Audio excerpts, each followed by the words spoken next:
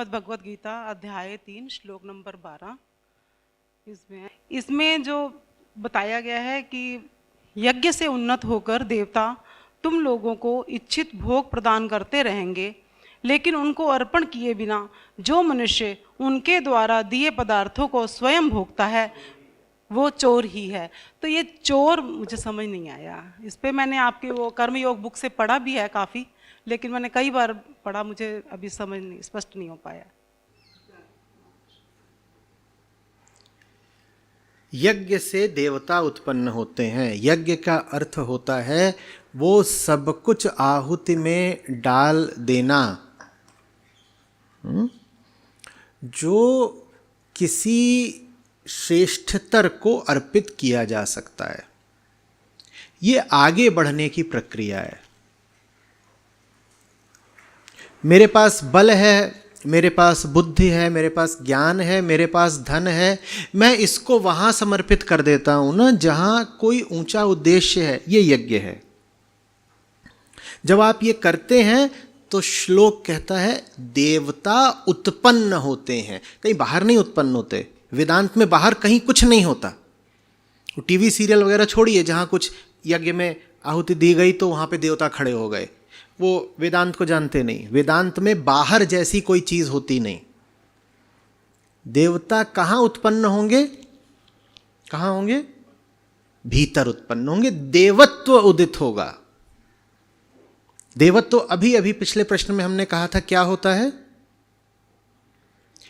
आपके भीतर जो कुछ भी श्रेष्ठतर है उसको देवत्व कहते हैं। और भीतर की श्रेष्ठता जगाने का समझिए कि जैसे श्लोक में उपाय। क्या उपाय? जो कुछ भी आपके पास हो, ये वो चीजें हैं जो मेरे पास है। समय है, ऊर्जा है, बुद्धि है, ज्ञान है, धन है, संबंध है, जो कुछ भी है मेरे पास, बाहुबल है, ये सब मेरे पास है यहां पर। और ये वो सब विकल्प हैं जहां मैं अपने संसाधनों को अर्पित कर सकता हूं। नहीं समझे? 4 दिशाएं हैं जहां मैं अपने संसाधनों को लगा सकता हूं। मेरे पास 6 तरह के संसाधन है। मेरे पास 6 तरह के संसाधन है। 1 से लेकर 6 तक, 1 से लेकर 6 तक मेरे पास संसाधन है। इसमें जो श्रेष्ठतम संसाधन है मान लीजिए वो कौन सा है? नंबर 1। मेरे पास 6 तरह के संसाधन हैं, उसमें जो सबसे बड़ा संसाधन है वो कौन सा है? नंबर 1। फिर नंबर 2, नंबर 3, नंबर ऐसे। और मेरे पास 3 विकल्प हैं, 3 दिशाएं जहां पे उन संसाधनों का प्रयोग हो सकता है। अ ब स, अ ब स, उसमें श्रेष्ठतम अ। ठीक। यज्ञ क्या हुआ? यज्ञ क्या हुआ? अरे भाई, यज्ञ क्या हुआ? 1 को उठा के अ से मिला देना है, ये यज्ञ कहलाता है। जो आपके पास ऊंचे से ऊंचा हो उसे ऊंची से ऊंची दिशा भेज दीजिए, इसको यज्ञ कहते हैं। ये यज्ञ है। वो जो हम लकड़ी जलाते हैं उसको यज्ञ नहीं कहते। जो आपके पास उच्चतम हो उसे उच्चतम की ही दिशा प्रेषित कीजिए, ये यज्ञ है। और इससे आप बदल जाएंगे भीतर से। कैसे बदल जाएंगे? ऐसे बदल जाएंगे कि हमारे भीतर बैठा है एक चोर। वो चोर क्या चाहता है? खाना। अ ब स में ये जो स है ये क्या है? क्या है? चोर। 3 दिशाएं हैं ना अपने संसाधनों को भेजने की। वो जो तीसरी दिशा है वो एक चोर दरवाजा है। वो कहता है 1 से लेकर 6 तक जो कुछ है मैं क्या करूं? मैं हड़प जाऊं, मैं ही खा जाऊं। जब आप उस चोर को वो नहीं देते जो वो मांग रहा है, तो आपके भीतर देवत्व उठता है। चोर हटा ना, चोर हटा, चोर हटा तो चोर जिसको दबाए बैठे था, चोर जिसको घेरे बैठा था, अपने पीछे जिसको रोके बैठे था, वो सामने आ जाता है।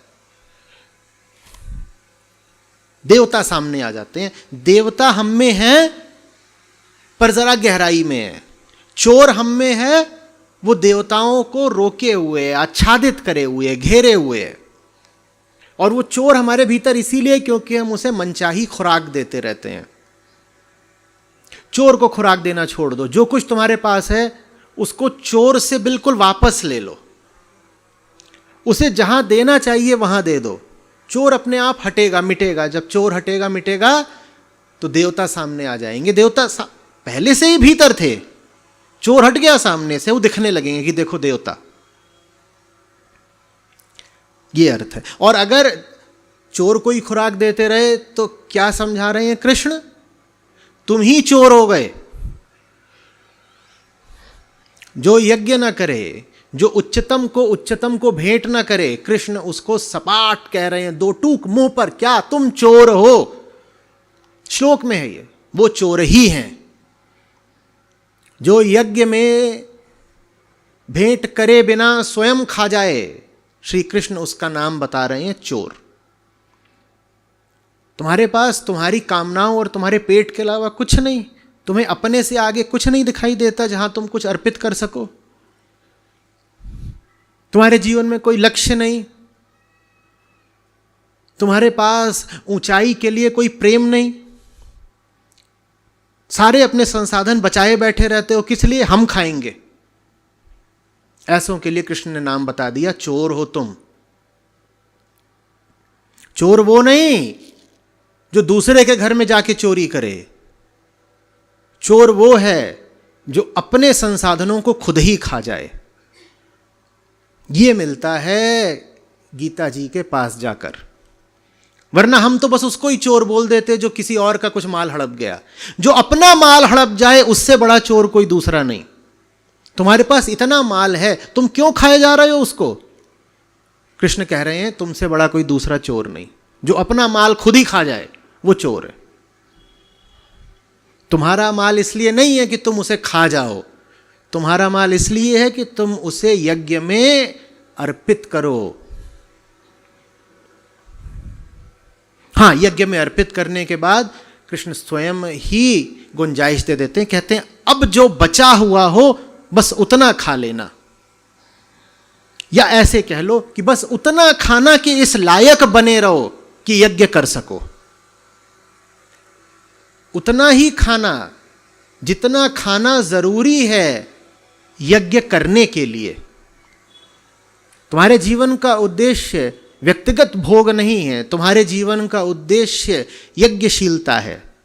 तुम भोगने के लिए नहीं पैदा हुए हो, तुम यज्ञ के लिए पैदा हुए हो, इसलिए यज्ञ की इतनी महिमा है।